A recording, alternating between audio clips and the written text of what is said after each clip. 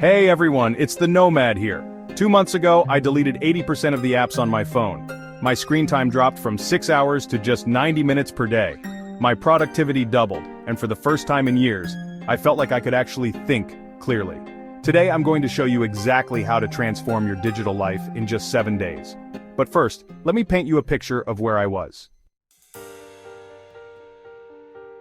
Alright, let's dive into day 1, which is all about facing the music, the digital clutter audit.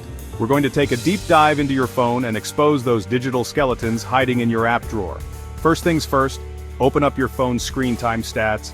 Yeah, that little section that tells you how much time you've spent on your phone. Now screenshot it. This is your before picture, a snapshot of your digital life before we hit the reset button. Now here comes the fun part. We're going on an app deleting spree. Just kidding, kind of.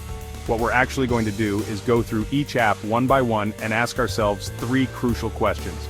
Question number 1. When was the last time I used this app? Be honest with yourself. If it was over a month ago, it's probably safe to say you can live without it. Question 2 gets a little deeper.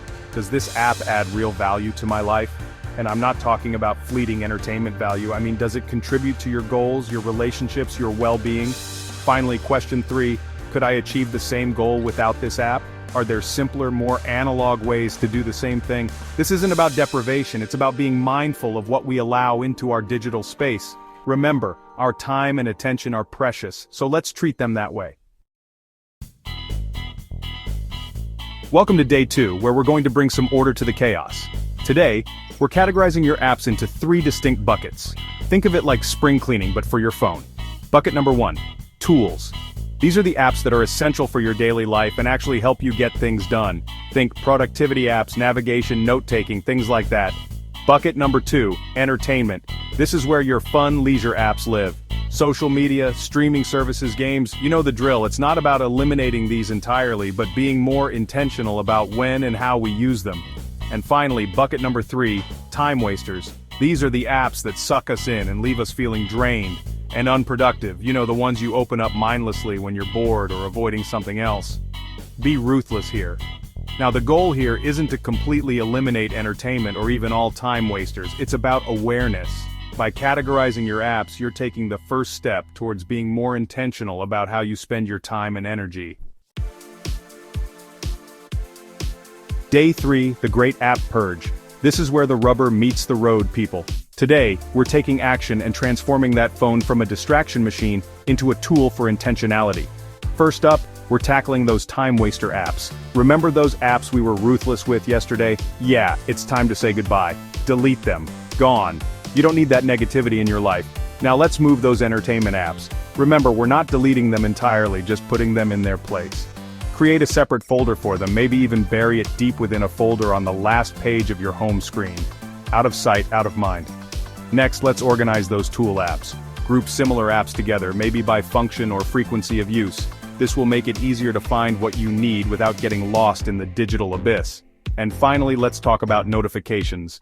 Those pesky little pings and buzzes are designed to pull us back in, to hijack our attention. So, we're turning off all non-essential notifications. I'm talking about everything except for calls, texts from actual human beings you care about, and maybe those really important calendar reminders. Remember, you are in control of your digital environment. Don't let those apps control you. Day 4, setting digital boundaries. We've decluttered and organized, and now it's time to establish some ground rules for our digital lives. Think of these as boundaries, like fences you're putting up to protect your time and attention. First and foremost, no phone for the first hour after waking up.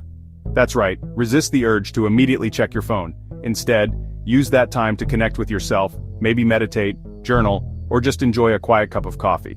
Next, designate specific times for checking email and messages. Instead of being tethered to your inbox all day, set aside 2 or 3 specific times to batch process your emails and messages. We're also going to set app limits for entertainment.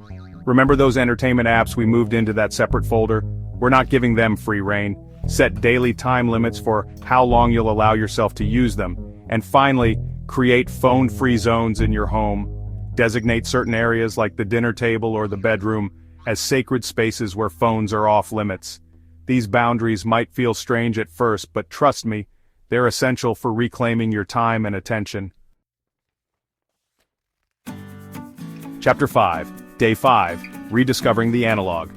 Now that we've cut back on the digital, let's fill that void with something more meaningful, more tangible. Today, we're replacing digital habits with analog ones. Remember that stack of books you've been meaning to read? Now's the time. Keep a physical book where you usually find yourself scrolling on your phone. The next time you're tempted to reach for your device, reach for that book instead. Instead of constantly jotting down notes on your phone, keep a dedicated notepad handy. There's something about the act of physically writing that helps us process information and generate ideas more effectively. Remember that phone-free time we talked about in the morning? Let's create an analog morning routine. Maybe it's enjoying a cup of coffee while reading the newspaper, going for a walk, or simply sitting in silence and gathering your thoughts. And finally, let's plan some phone-free social activities. Instead of meeting up for coffee and staring at your phones, how about going for a hike, visiting a museum, or simply having a conversation without the digital distractions? Remember, the goal here isn't to completely abandon technology but to find a healthy balance between the digital and the analog. Chapter 6. Day 6. Measuring the Impact. We're nearing the end of our digital minimalism journey, and today is all about reflecting on how far we've come. It's time to take stock of the changes we've made and acknowledge the positive impact they've had on our lives. First, let's revisit those screen time stats. Remember that before picture we took on day 1? Compare it to your current screen time. I'm willing to bet you'll be amazed by the difference. Beyond the numbers, pay attention to how you feel. Are you more focused, more productive? Are you sleeping better? Has your anxiety lessened? These are all signs that you're on the right track. Take some time to journal about your experience. What were the biggest challenges? What surprised you the most? What did you learn about yourself and your relationship with technology? Remember, this journey isn't about perfection, it's about progress. Every small step you take towards a more intentional digital life is a victory worth celebrating. Chapter 7, Day 7, Documenting Results and Setting Sustainable Guidelines. Congratulations, you made it. We've reached the final day of our 7-day Digital Minimalism Challenge. Today is about celebrating our accomplishments and creating a sustainable plan for the future. Take some time to reflect on your journey. How has reducing your digital consumption impacted your life? Have you noticed improvements in your focus, productivity, or overall well-being? Write down your results, both the tangible and intangible. After completing this challenge, my results were dramatic.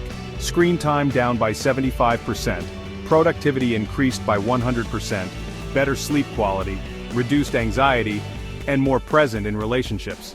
Now let's talk about sustainability. The goal isn't to live a life completely devoid of technology, it's about finding a balance that works for you. Based on your experience during this challenge, establish some guidelines for yourself moving forward. Maybe you'll continue to keep your phone out of the bedroom or stick to your designated social media times. The key is to find what works for you and your lifestyle. Remember, this is a journey, not a destination. There will be times when you slip up, and that's okay. The important thing is to keep striving for a more intentional and fulfilling digital life. Now it's your turn. Join the Digital Minimalism Challenge starting today. Drop "Ah" in the comments if you're in, and let me know which app you think will be the hardest to give up. Follow along for daily tips and updates, and don't forget to like and subscribe for more content on intentional living in the digital age. Remember, this isn't about perfect execution, it's about progress over perfection. See you in the comments. If you found this helpful, hit that like button and subscribe for more practical tips on living intentionally in the digital age. See you in the next video. End card. Subscribe, like, share. Join the challenge in the comments below.